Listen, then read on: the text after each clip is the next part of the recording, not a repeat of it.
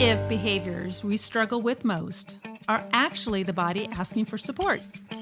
Welcome back to Big Little Lessons. I'm Christine. And I'm Jenny. We're so glad you're here with us today. Today we're talking about something that impacts learning, impacts relationships, and everyday life at every age. It impacts regulation, development, and how we support the nervous system. Today we're going to explore what occupational therapy really is, when someone might consider occupational therapy, or we like to say OT, and some practical strategies you can use in everyday life, at home, in the classroom, and for yourself. Because sometimes what looks like behavior, well, all the time, is communication. And sometimes what looks like resistance is the body asking for help, which I think is fascinating. Right? So we're so excited to be joined by Dani Leon, occupational therapist and founder of Sprout Children's Therapy Center in North Hollywood. Yay. Yes. Thank you so much for having me. So excited to be here. We're thrilled so to have happy. you. So before we jump into the important work Dani does every day, we love to start at the very beginning. So Dani, we ask all of our guests, what's your earliest school memory? So I have a memory that's kind of one of those foggy ones because I was very young. I was 3 and it was preschool. And it was a picture day where the school was gathering all of the preschool classes outdoors to get smushed together to take this photo. And at the time, I had no idea what was happening because for sure I missed that information. That's the kind of kid I was. And so I was in this herd of students and we were being shuffled outside and it was hot and we had to sit on the asphalt that was also very hot and hard and uncomfortable. And it felt like we had to wait there forever. And I just remember feeling really confused and kind of lost and a little bit scared, like I don't want to get in trouble. I'm not sure what's going on. And just kind of waiting there and being uncomfortable. And then to top it off, when we had to wait there until our parents came through the carpool line to pick us up. So finally I heard my name get called and I was so relieved and I jumped up and ran to go to the car only to be reminded that I had left my backpack where I had been sitting. So I had to turn around and re-enter this sea of kids and try to find my backpack that I had misplaced. I was annoying people and stepping on people and couldn't find it. Wow. So that's it's kind of foggy, but still there's some very like distinct feelings that I remember having at that. Were the teachers saying, "Hurry up, Dani, let's get your stuff," or anything like that? For sure the teachers were cajoling me through. Yes, I say that because as teachers, it's like, hurry up, slow down, walk, but get your stuff, get your things. It's like this kind of hidden mixed message because adults are trying to get kids places efficiently. So I'd imagine that added to your Absolutely. memory. And I wasn't a kid who acted out. So I wasn't one to immediately get support or attention. I went into freeze and went under the radar. And so there wasn't really an adult that I felt I could reach out to or connect with that I felt was seeing me clearly, understood what was going on, could help me. I didn't have that sense that I knew who to go to. Okay. So were there multiple teachers there? Yes. Yes. Okay. Do you remember that experience, like your body, any sensations or any other thoughts about that particular memory? Just feeling kind of stuck and uncomfortable and not knowing what to do. Yeah. Interesting. And that's what we're going to be going into, right? Absolutely. So probably when you got picked up, you were just like, yay, over. I was very relieved. Yes. Get your backpack. Oh, no. Well, I was talking to my husband about having you on our podcast, and I was so excited. And I said, she's an occupational therapist. And my husband is a financial advisor, and he's always talking to people about their occupations. And so he's like, oh, this is about getting a job. and I just laughed. And I just imagine a lot of people are not clear what is an occupational therapist. So could you please explain what is an occupational therapist? Absolutely. And I think there is a lot of misunderstanding because there is so much diversity in this field, and occupational therapy can look so many different ways. But fundamentally, occupational therapy is a way to support people in developing, restoring, or preserving meaningful function in their everyday lives. So it's about helping life feel easier for people. And again, that can look so many different ways. So there are occupational therapists who work in hospitals doing rehabilitation for people with injuries or illnesses. There are occupational therapists who work in pelvic floor health, in the NICU with babies, maternal mental health, ergonomics, and for people in home who are aging or are differently abled. And then at Sprout, what we do is we work with kids and we help them get stronger in their bodies, more comfortable in their bodies, and help the things that feel hard feel easier. That's usually how we describe it for the kids that are coming in. And because their bodies are growing so quickly too. Mm-hmm. What would some of those like everyday things look like for kids? Oh, sure. Specifically, because I always relate. Like initially, before I had children and before I my son also received occupational therapy, but before that, when I started teaching and I taught in New York, it was always connected to like graphomotor skills or handwriting or printing or fine motor skills. And that's what I initially thought it was, but it's so much more now. I know that. It is, yeah. And that can be a piece of it. Mm-hmm. We work with kids who have sensory processing differences, and that can also look all kinds of ways. Kids who are sensitive to sensory input or over-responsive, things can feel too bright, too tight, it's too much, the movement's too fast. What's important about working with kids who have that profile is that their nervous system is set up to be on high alert. Those sensory systems, when we're oversensitive to them, they are connected to the brain's protective mechanism that can send us into fight or flight. So those kids can really benefit from some support to feel more comfortable and safe, and then they are more regulated and available for learning. Sometimes children can be under-responsive to sensory input. So it's as if they have a cup in their brain for that sensory input and there are holes in the bottom of that cup. So no matter how much they get, it's just not enough. It's not sticking. And those are often the kids who are seeking out a lot of input. So they may be bouncing off the walls, needing to touch everything, moving a lot. We work with kids who struggle with regulation. And that's a big part of, I think, what we're talking about today in terms of behaviors, because those are the kids where the parents are first flagging the behaviors. The parents are saying, they won't do this, they're acting out, I can't get them to transition, everything feels hard, they won't go to sleep, all these pieces that are related to regulation. And a lot of the time, our first inclination is to address those pieces with a behavioral approach. But if there is a reason why a child is dysregulated that is based in their sensory processing, then addressing it that way is like pushing a boulder up a hill and just creating a tremendous amount of stress for that child. So when we can address it from this sensory lens, we can make a really significant difference in their lives. How can you tell it's an OT issue and not a behavioral issue? That's a great question. The best way is with an evaluation or a consultation with an occupational therapist who is going to be looking at your child's sensory processing and each system to determine whether or not they're getting great information from those systems. Are they oversensitive, undersensitive, or just not getting good information? There are times where we do an evaluation and we don't see anything from a sensory perspective.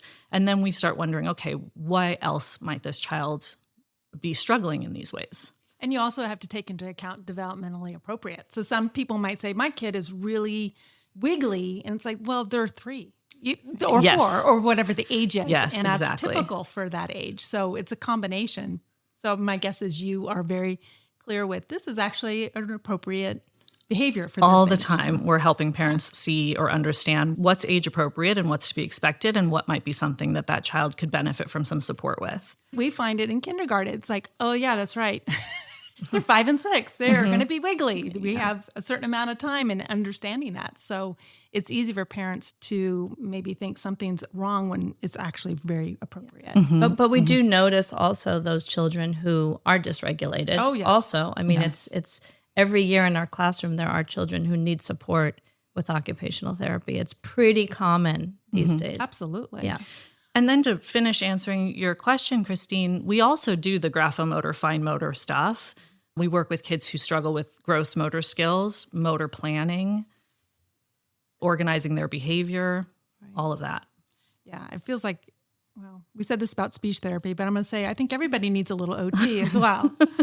I'm just so curious, Dani. I mean, what first drew you to occupational therapy? So when I think about my childhood, I think it's very evident that I was a child who would have really benefited from some OT myself. And it's just not something that was available in that generation or that anybody knew about or knew what to do with. So I feel like it was a little bit of divine destiny that led me to the profession. Yeah, I wasn't great. aware of that when I first became interested in it. But there was a day I remember walking into Sprout, looking around and realizing that I built the place that I needed as a kid. If you could look back on yourself at that 3-year-old, that one afternoon, what would you have said little Dani needed? Are you trying to make me cry? I'm sorry. You can say I don't want to answer that. No, I will. I definitely needed a therapeutic relationship with someone who really understood how I was experiencing the world through my sensory systems, and to know that it wasn't a function of my personality or any kind of flaw. It was my own unique way of experiencing the world, and that was valid, and how to help me feel more comfortable. Yeah, I wish I'd had OT when I was a kid. Yeah, it's those things you realize there's tools to help a child grow and develop. So, and I do think that everybody could benefit from OT. It is a way of understanding your neurology and having tools to feel more comfortable as you move through your life. So everyone could benefit from that. And that doesn't mean that we always recommend OT for every child. Right, absolutely. So was there a moment, like a specific moment, when you realized this was the path that you were going to take to become an occupational therapist? So what drew me originally to the field was the way that it combines science and art. So it's very much based in science. You learn about neurology and physiology and psychology and human development. And so there's a scientific foundation to the work. And then you get to apply that in working with children and families to help their lives be better. I really loved that. I loved the way that it combined those two pieces. When I first got out into the world and was working, I quickly became disillusioned with the way that OT is often practiced. There are a lot of limitations, often due to funding sources. So the holistic nature and the way that OT is supposed to be, in my opinion, it's hard to find that out in the world. For a while, I was actually thinking I was going to do something different.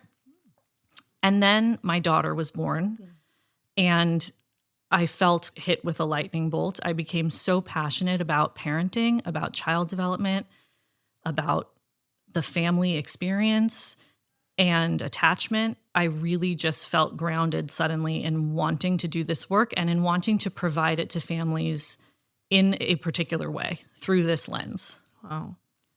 So would you say that early experience of when your daughter was born, how did that shape you with your work with children and families today? Was it kind of an involvement or? It was, yes, it definitely evolved, but I felt very committed. Suddenly I had a vision for, okay, I'm going to create my own space, right, and do this work. And as you mentioned earlier, there's so many different branches or ways you could have gone with OT, but specializing in families and children seemed to be at the core of what you realized you needed to do. What are some common signs in children that might indicate that they could benefit from OT? It's a great question. So I think if parents are noticing that their kids are struggling and having a harder time than they wish they were having in any of the ways that I mentioned just a few minutes ago, their sensory processing, their regulation, their gross motor skills or their fine motor skills or their motor planning, then I think it's a good idea to seek out some consultation at the very least to see if they can benefit from that kind of support. You talked about sensory differences earlier. How do they show up? Like, what does that look like for a child? Sure. So if you have a child that's sensitive, that's over responsive or over highly sensitive to certain types of sensory input, they might really struggle with experiences, for example, of touch. So it might look like difficulty with seams in their socks, tags in their clothes, having their hands be dirty, tolerating different textures of food, those self-care routines that are very tactile in nature, brushing teeth, washing hair, brushing hair, clipping toenails. Those things are all very tactile in nature. You're taking me back. I lived through this with my son, all of it. The bathtub draining, music on the radio. So sound sensitivity too. Yeah. A lot of kids will be sensitive to the blender or, certain sounds, an airplane, a fire truck. Yeah. Kids are holding their hands over their ears or they get really dysregulated by those sounds. Kids that get really dysregulated by movement, they don't want to go down the slide, on the swing. They're fearful in that way. On the flip side, if you have kids who are really seeking all that input and craving it and wanting more and more and more of it, that could be another sign. What about with the challenges or difficulty with transitions? What might families notice when you're transitioning from one activity to another? That kids get very stuck and really struggle to stop doing one thing in order to start doing another. Sometimes when kids really struggle with their motor planning, they can become very rigid because the idea of something new and unexpected can feel really threatening. So they will attempt to control what's outside of themselves because they're having a harder time really trusting that they will be able to figure out what to do when something is new. Okay, that's good to know. Whoever invented shirts with no tags was a genius. Yes. You know how they started eventually doing that? They took out the tags. Well, and I just did that this morning. This is a new blouse I'm wearing today, and I cut the price tag out, but then I was like, and so I'm cutting the tag out. They should just have that for every item. I'm like, They should. sorry, don't mean to digress, but I couldn't let that one go. No. When you talk about motor areas, like fine motor, gross motor, like what areas might families see challenges in? What does that look like? Because I think it's confusing, fine motor, gross motor. Can you talk about that? Absolutely. So our fine motor skills are the ones that we use the small muscles in our fingers and our hands for primarily. And so if you see that a child is struggling to manipulate toys, their grasp patterns seem a bit awkward or clumsy. When they're a little bit older, they're having a hard time holding a crayon or a pencil. Those are some indicators that they might be struggling with their fine motor skills. Gross motor skills have to do with the way we use the larger muscles in our body. And so if you have a child who is struggling to coordinate themselves with good timing and smooth movement patterns to access more robust play, they might be hesitant on the playground. They might not be sure how to use their body to access play, or they have a hard time sitting still for an extended period of time. Sometimes we see kids whose parents think that they are very advanced in their gross motor skills because they are very active.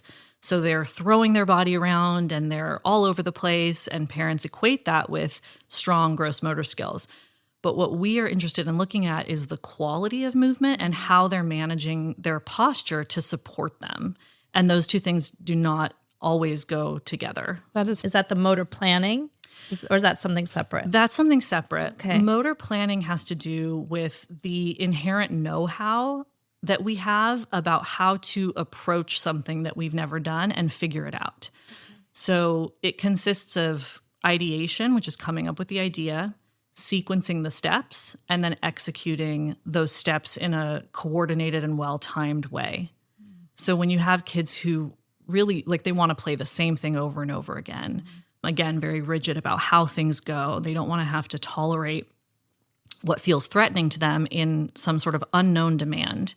That can be an indicator of struggling with motor planning. Okay, so really it's separate. So it's fine motor, gross motor, and motor planning. Okay. Motor planning. That's a new term for me today, too. Another one that kids might really struggle with is getting dressed. If they can't figure out which way to put on their shirt, or they do things out of order, that can indicate a motor planning challenge.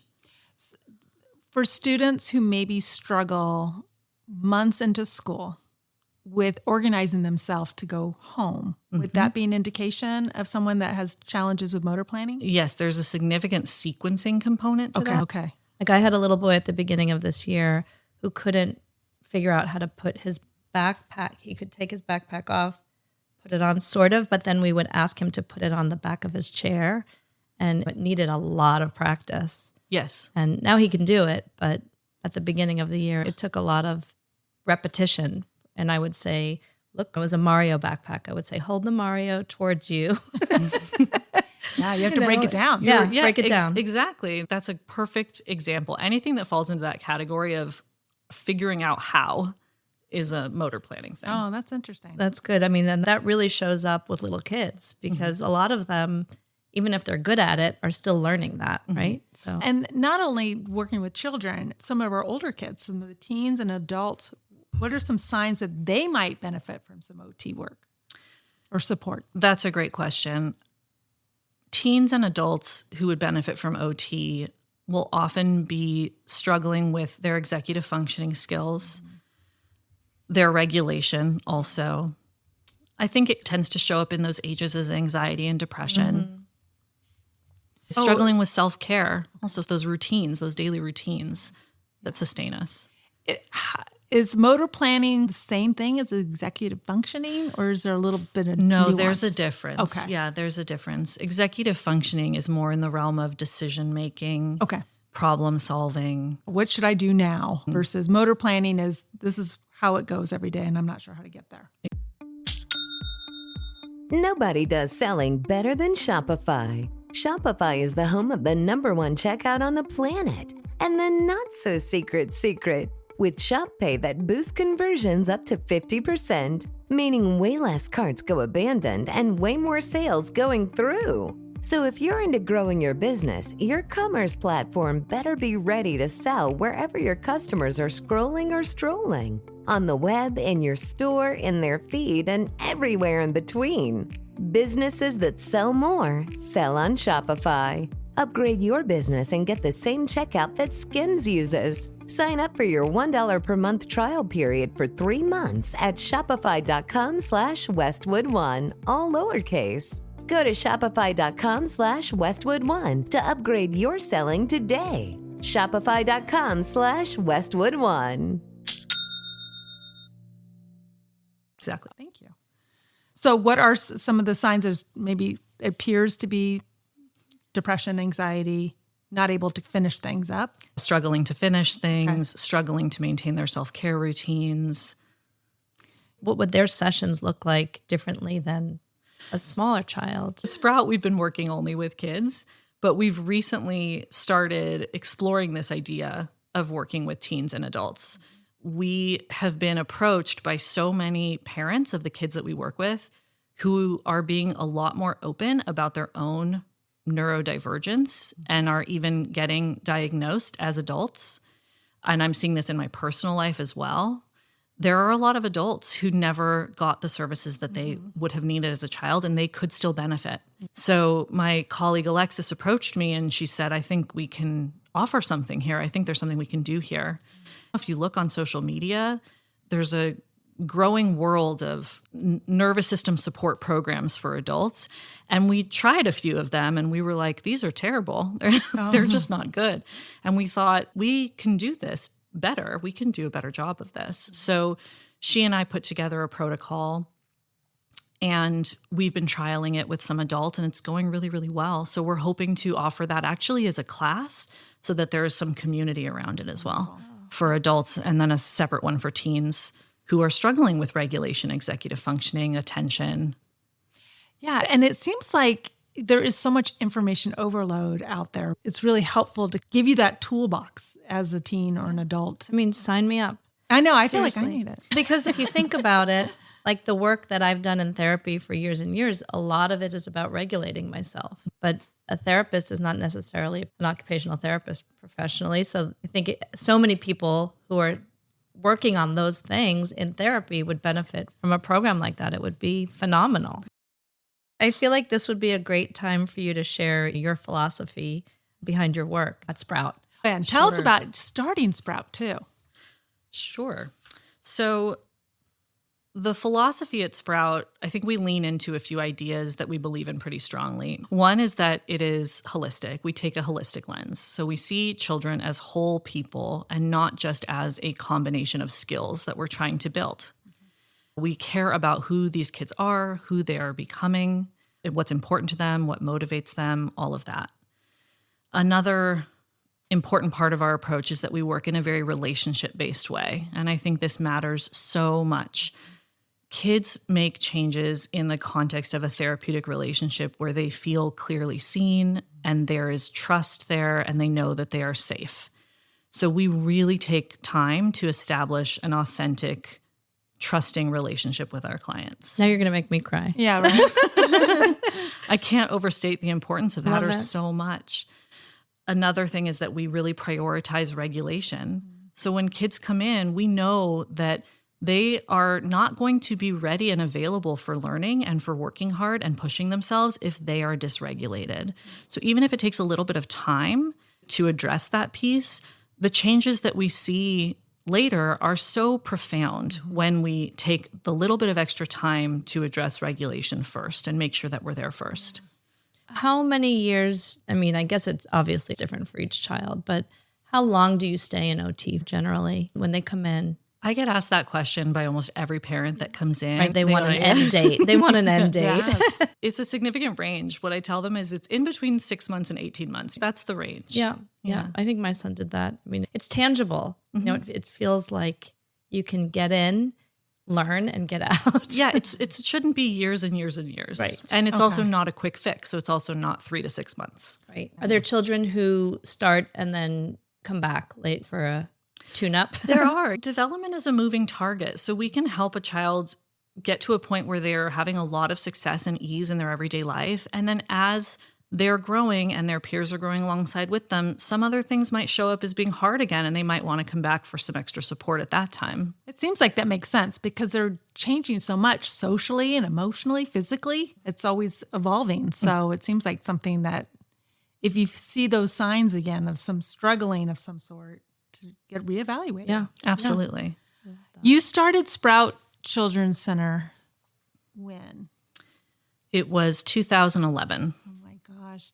What was it like starting it and getting that involved? It was great. I was very busy. I had a 3-year-old and a newborn. And Just a few things going on. what was great about it is that I was opening it alongside a speech therapist who I still work with a lot these days. And 2 other OTs who are still with me today, who have also played a tremendous role in shaping the practice. Wonderful. And it was completely woman-owned, woman-run, and we did it on our own terms as parents with kids. So from its inception, we really built it on a foundation of work-life balance. So we all just worked part-time, and we knew this might grow more slowly. That's okay. We're not going to give up our time with our family just for this. Yes. And I think that And then that lends to your holistic approach, right? It's not bigger, faster, more clients. Let's do more, but it's let's do what we can and make it just right for everybody. That's beautiful. It is beautiful. And 15 years later, you're going strong. We are 3-year-old and a newborn. Let's start a new business. I'm impressed. Let's talk about what happens when a client comes in for OT. What does a typical session look like? I love this question. I will sometimes just name for parents that OT can look like a very expensive play date. And that I understand when it does. And it should. And that doesn't mean that there's not a ton happening. It takes a very good therapist to make the session look that way. That therapist is probably working incredibly hard to provide a just right challenge to that child, to follow their lead while staying really present and attentive to the ways that they can adjust or grade or expand upon the play so that they can work on the skills that they're aiming to work for. And that takes a tremendous amount of skill to make it look easy. I would imagine. Yeah. Oh, we're just doing a little this, little that. But there's a lot of intention behind everything you're doing. There's a lot of intention behind everything we're doing. And a really good OT should also be able to help parents start to peel back those layers and see the layers underneath what's happening over some time, so that parents don't, 6 months in, parents should know a little bit more of what they're looking at, and it shouldn't look like an expensive play date anymore. They should be able to understand more about what's happening. What's behind it. Yeah. Are the parents in the session? We love parents to be in session. They aren't always in the session, and it's not a requirement, but we really do love when parents can be there. Nice. So you talked a little bit about, the evaluation process before a child starts, and how do you set goals for them? So we take our time when we set goals. We like to wait about 4 to 6 weeks. When we do an evaluation, we've met that child for 1 hour. If they hadn't slept well, didn't eat a good breakfast, had something unpleasant happen at school, we're going to see a particular version of that child. And so I go in knowing, okay, we have a snapshot and it's not a full picture. So we like to get to know a child over the course of a few sessions and see what is showing up consistently. What are they available for? Where are we already making progress, and what are they responding to? And that helps us then collaborate with parents to really shape, what do we want the next 6 months to look like? What do we want to work on? Where do we think we can get? I like that. So how do you measure progress, beyond just behavioral changes? Well, the goals that we write are definitely specific and measurable, and there's a time component. So they're objective enough that we can use them to track our progress. So we're not just relying on parent report or teacher report of things seem better. We make sure that we're actually tracking measurable progress. At the same time, I would say that my favorite way to measure progress is that parent report of family life feeling easier and better. Nice. Yeah, that makes a lot of sense. Yeah. And having them in the session with you, they're seeing the actions behind it and noticing it at home. And then beyond home, I know we've been partnering for years, and I'm so grateful for the communication we've had with students that we've taught, and we've had meetings all together, and it's been so helpful. But partnering with families and schools and other providers, it's critical, isn't it? Absolutely. It's really important to take a team approach so that everyone in that child's life and in that family's life is on the same page about what we're seeing and how we're working towards making things easier. Good. Well, should we talk about assessing OT? Accessing. Assessing. So where do we start? If we need OT, how do you get OT? If you're wondering where to start, what are the first steps in accessing OT? If you have a child under the age of 3, you can reach out to your local regional center and ask for some testing. And they can test not only for OT, but also for speech, for physical therapy. They provide child developmental services. So that's a wonderful free resource for families if their child is under the age of 3. Once children are over the age of 3, the sort of public responsibility moves to the school district. So they could also reach out to their local school district and they would request an IEP. Occupational therapy is not a standalone service through the school district. So they would also need to qualify for a different kind of service in order to get OT through the school district, but they can still get the testing done. There are some limitations. There are benefits to those tracks. They are free, which is phenomenal. The limitations are that the scope is often more narrow, especially within the school district. They are interested in looking at how a child is able to access their educational environment or how that is impacted. So they're not as holistic as a private practice. And so the third option is always a private practice. And again, limitations are that it can be very expensive and insurance doesn't like to cover it. Right. So there's not cases of the school system paying for, if you go to, it's a long, arduous process, but there are cases. There we are do. cases. Yes. There's a few things. So families have better luck getting coverage for OT if they have a prescription from their pediatrician. So like a medical diagnosis. Yes. And if they're working with an advocate, and if they're working specifically with an advocate to pursue the district covering services That's for what them. that's what I did. Yeah, we've had that happen. FYI. Absolutely. Okay. Yeah.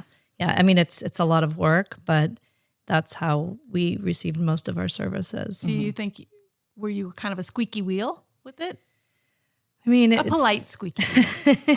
You have to fight. You have to advocate. There's people that have dedicated their lives to, you're paying them, obviously, but for fighting for children and families. And I couldn't have done it without those people. And, they're powerhouses. They don't mess around. But it's intense. When I imagine state to state, there's different nuances. Yeah. I'm assuming. Yeah. But regardless, I do think that if your child is in need of these services, there's ways to do it. Don't think that just if you can't afford it, they can't get it. There's ways to make it happen. So I'm curious, what is the difference between a school-based OT, a clinic-based OT, and in-home services? A school-based OT is, again, going to be focused on helping that child access their educational environment. We're taking a more holistic view. So we're concerned about how a child is going to be doing in school, but we're also thinking about what's happening for them at home, what's happening for them on play dates, in their other community environments. And we are able to take a more whole body lens and a sensory lens to support their regulation and support a broader scope of skills. Yes.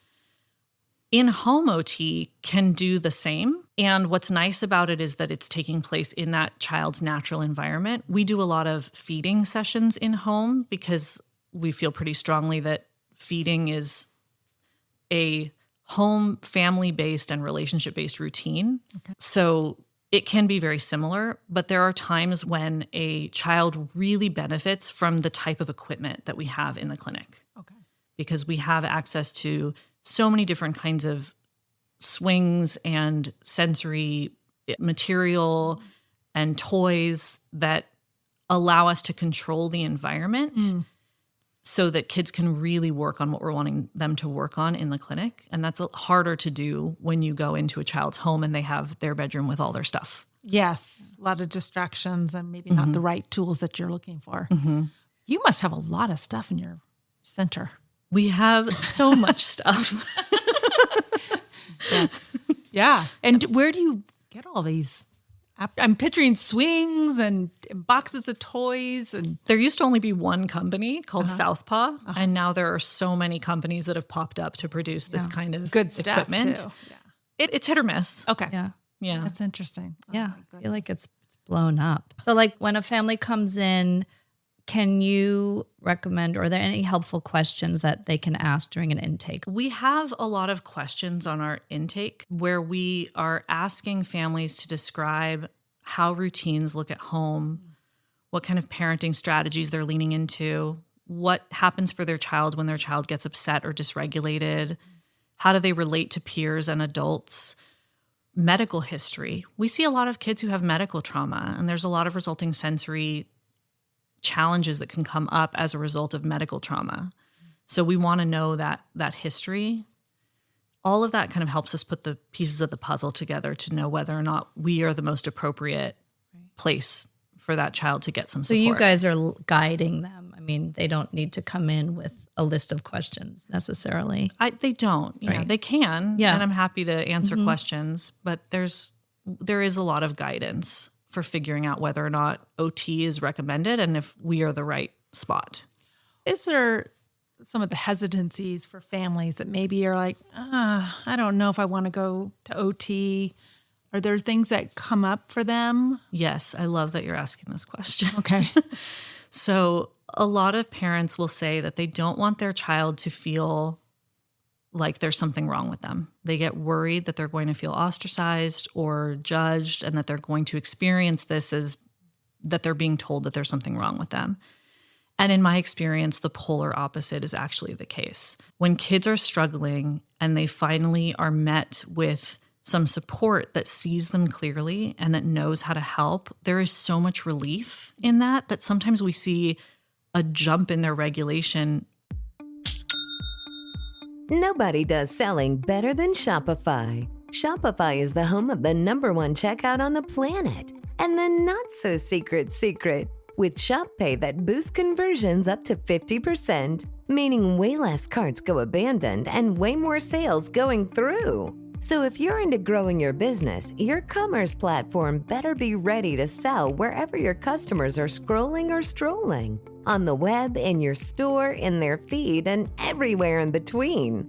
Businesses that sell more sell on Shopify. Upgrade your business and get the same checkout that Skims uses. Sign up for your $1 per month trial period for 3 months at shopify.com/Westwood1, all lowercase. Go to shopify.com/Westwood1 to upgrade your selling today. Shopify.com/Westwood1. After the first session, just because there is relief in knowing, oh, there's someone who can help me. Yes.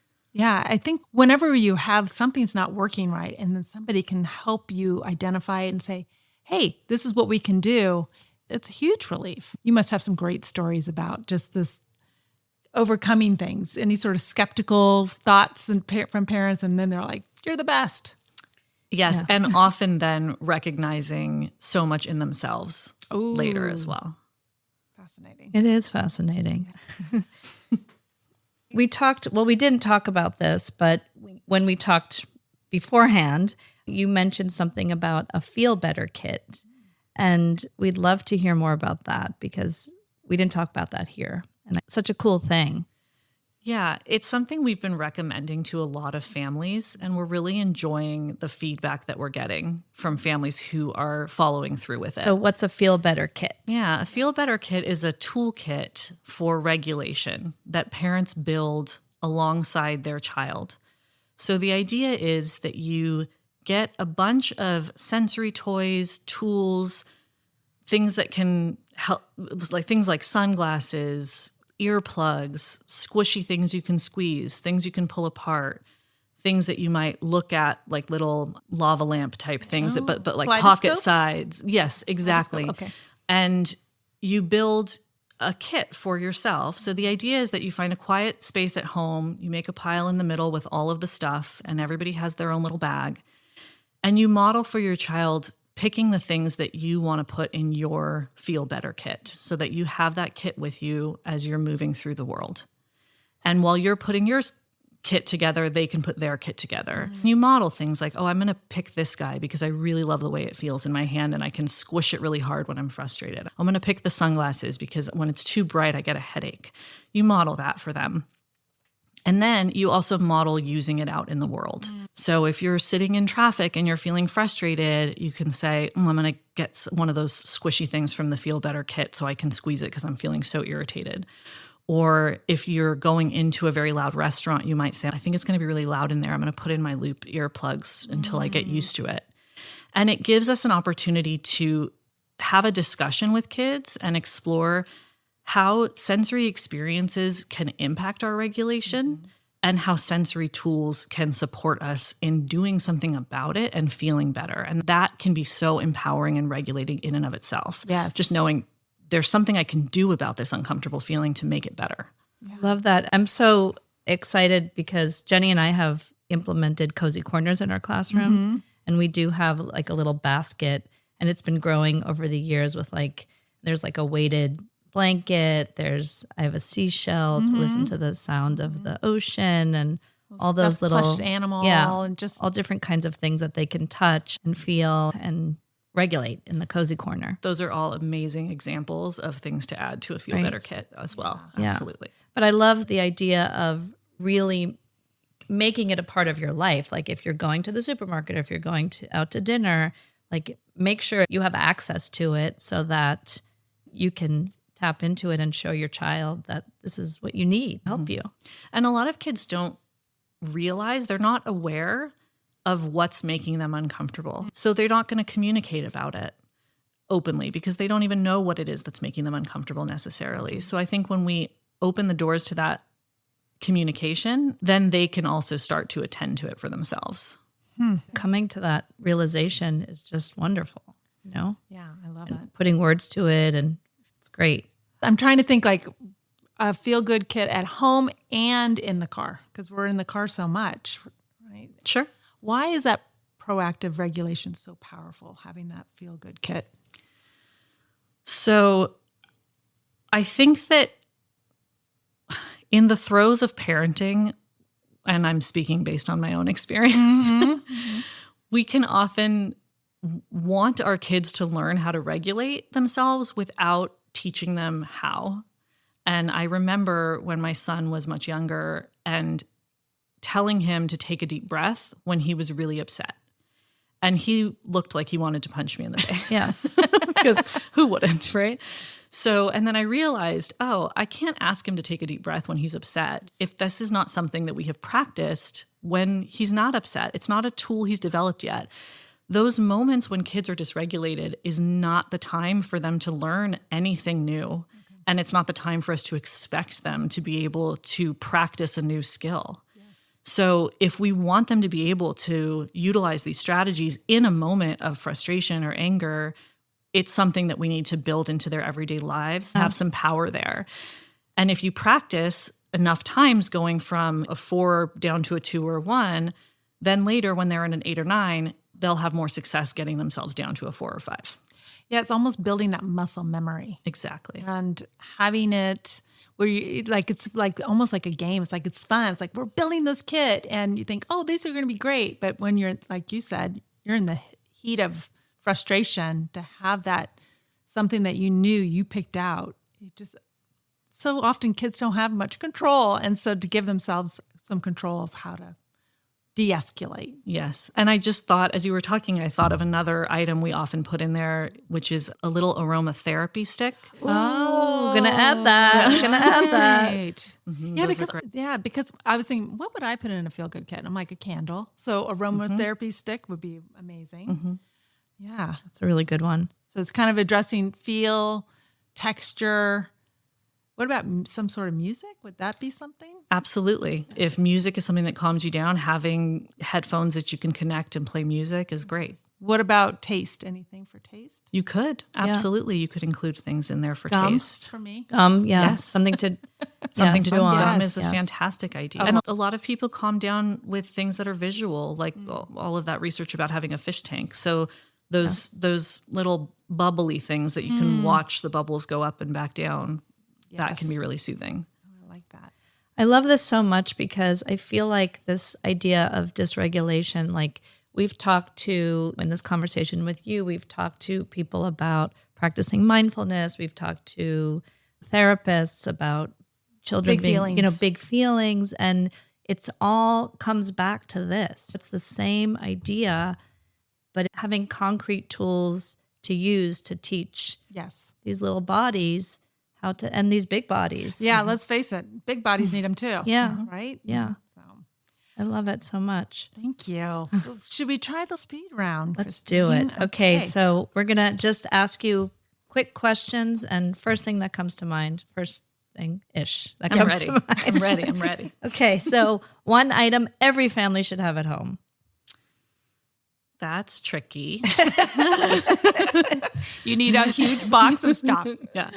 Toolkit. That's really tricky. Yeah, because every child and every family is different. And so I don't have an answer for that one. I think it's really unique. There are some things we commonly recommend, weighted items, a weighted stuffed animal, a weighted blanket. And we also love when families put in a trapeze bar and a Lycra hammock if they can figure that out. Really? Love it. Like a little pod swing that's made out of Lycra. And you hang it near the trapeze bar so kids can hang on the trapeze and then get themselves into the Lycra and then pull themselves back out. It's a combination of proprioceptive, vestibular, and tactile input that is so regulating for so many kids. It can be a game changer. Which are all different parts of the brain, right? Yes. wow, I'm learning so much. So cool. What is a misunderstood OT myth? That we help people find jobs. Like my husband. I laughed so hard because it made sense once he said that. I'm like, no, Dave, you're wrong. Okay, this might not be a good question, but a small regulation tool that makes a big difference. I really like the therapy putty that has little hidden toys in it. We will often use that at the clinic when we are wanting kids to be able to visually focus on something that's giving them heavy work input that's going to be calming and settle their bodies down. And it comes in a little container. The only caveat to that is if you have a child who is tactily sensitive, they might not like the texture of the putty. It's like hiding a toy inside of it, like a little toy. They sell them and they come with little toys inside and they're hidden inside the putty. So you pull it apart and dig out the little toys. Fun. What about those dinosaur eggs? Don't you crack those things? And Yes. Yeah. Love those too, but those make a huge mess. Oh, they don't do it outside. Yeah. Okay, Dani, what is your favorite way to reset after a long day? So the first thing that comes to mind for me is when all 4 members of my family are in the same room with me and we are talking and laughing, and there's that sense of connection of all of us just being together and attuned to each other. That always really fills my cup. With 2 teenagers, it's not something we're in control of a lot of the time. It kind of has to happen organically. So I take it where I can get it.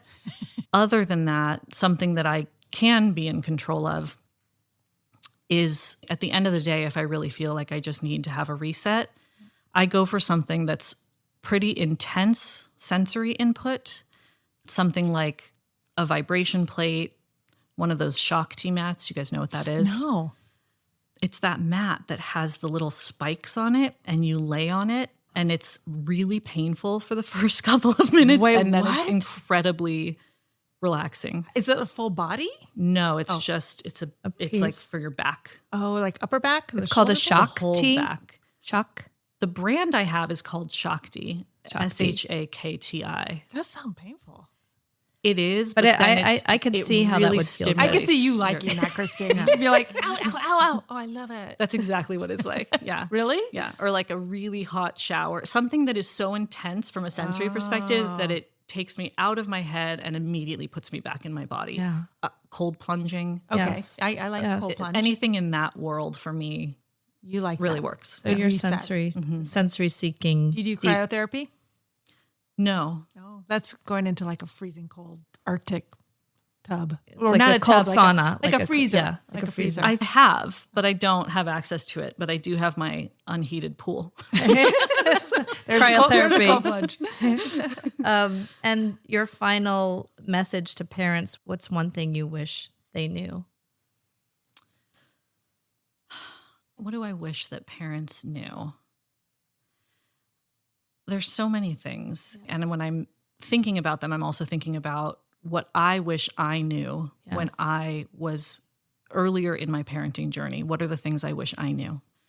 I really wish that parents understood that behaviors are communication, which is kind of where we started, that kids are expressing either an unmet need that they have or an underdeveloped skill, and that's really what behavior is. Another thing that I wish parents knew is that the tips and tools and tricks and the knowing exactly what to say in certain moments, all of that has its place.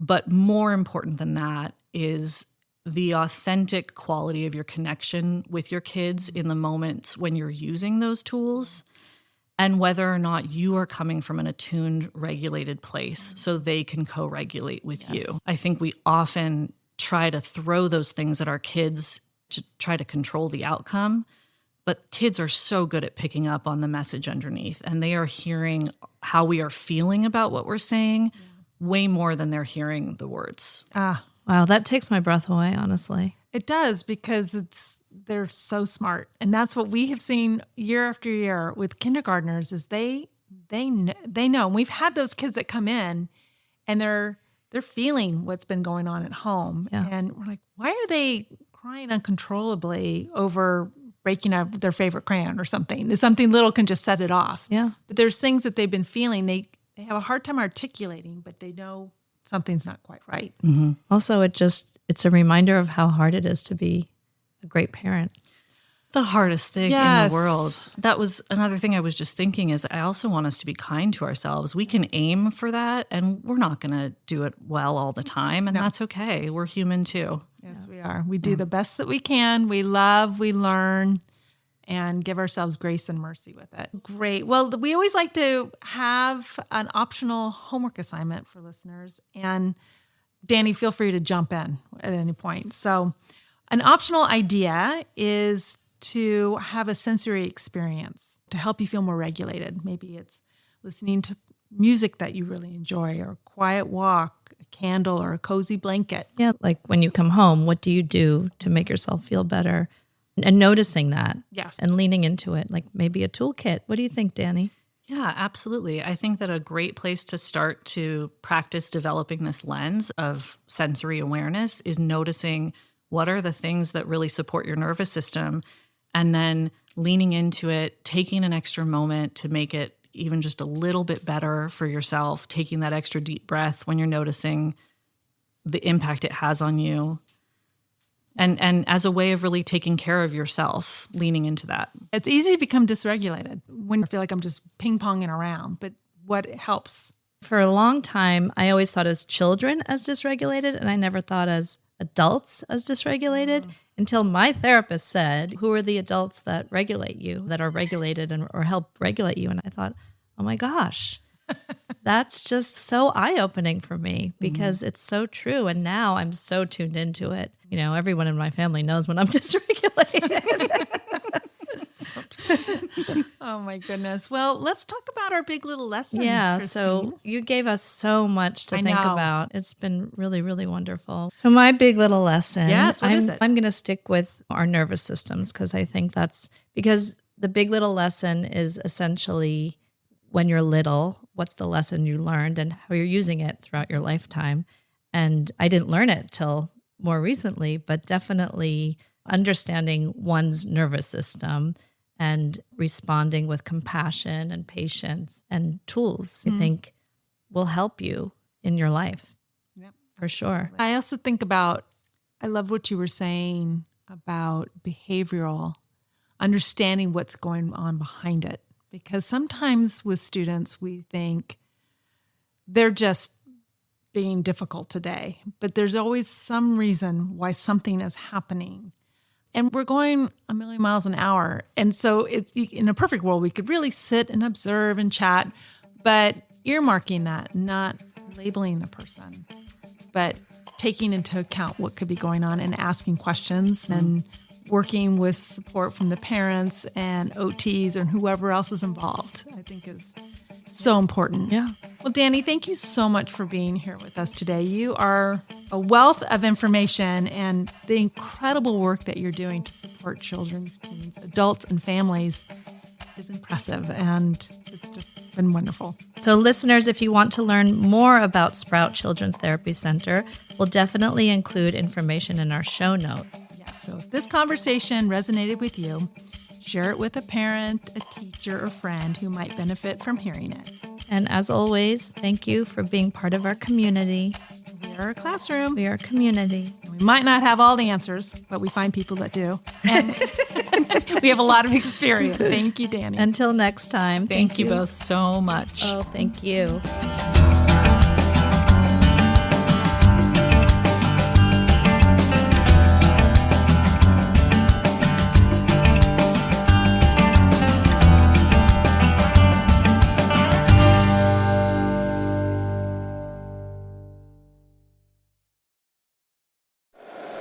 If you like the show, please take a moment to rate, review, and subscribe. It really does help the show to grow. Thank you for listening.